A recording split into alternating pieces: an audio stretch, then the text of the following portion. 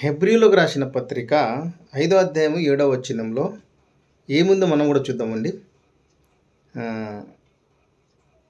శరీరధార్య ఉన్న దినములలో మహారోదనతోనూ కన్నీళ్లతోనూ తను మరణము నుండి రక్షింపగల వానికి ప్రార్థనలను యాచనలను సమర్పించి అని ఉంది. ప్రియమైన వర్లారా, అంటే ప్రార్థనలను యాచనలను సమర్పించి, అంటే యాచనలు ప్రార్థనలు అని.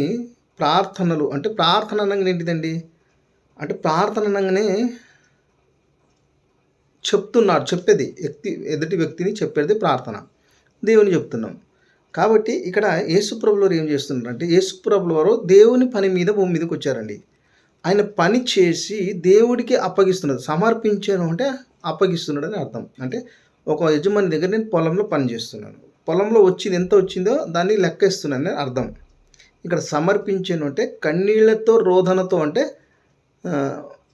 చాలామంది తప్పిపోతున్నారు కదా, వేరేల కోసమే, తన కోసం కాదు, వేరేల కోసం. తాను రక్షించుకోగలడు కాబట్టి మనల కోసం, మన కోసము ఆయన యాచనలను ఏమంటారు కన్నీళ్లతోనూ ఆయన ముందు పెడుతున్న సందర్భం. ఎందుకంటే వీళ్ళు మారట్లేరు, వీళ్ళు ఇలా నడుస్తున్నారు, అలా నడుస్తున్నారు అని చెప్పడానికి మధ్యవర్తి ఇదే.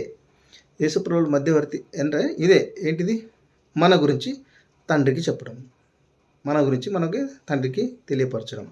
కాబట్టి ఇక్కడ సమర్పించను అనే వచనం వస్తుంది. ప్రియమైన వాళ్ళ సమర్పించమంటే చెప్పుకున్నాడు అని, అడుక్కున్నాడని కాదు.